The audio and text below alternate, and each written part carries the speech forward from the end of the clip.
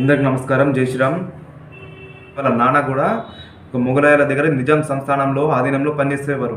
అలాగే శివాజీ వాళ్ళ నాన్నగారు కూడా షాహాజీ కూడా బిజాపూర్ సుల్తాన్ ఆధీనంలో పనిచేసేవారు.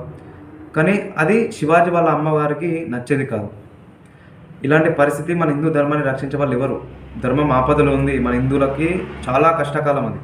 అలాంటి పరిస్థితుల్లో కేవలం వాళ్ళ అమ్మ మాత్రం ఆ రోజు రాత్రి ఎంతో ఆవేదనకు గురై తల్లి జగదాంబ అమ్మవారికి నమస్కరించి దర్శించుకొని మనసులో అనుకుంటుంది, అమ్మ ఒక మంచి వీరునియు, నాకు ధర్మాన్ని దేశాన్ని రక్షించే వీరునియు, నా కోసం కాదు కేవలం ధర్మాన్ని రక్షించడానికి ఒక వీరుని ప్రసాదించని కోరుకున్న తర్వాత కొన్ని రోజులకి ఛత్రపతి శివాజీ మహారాజ్ పుడతాడు మన దేశంలో.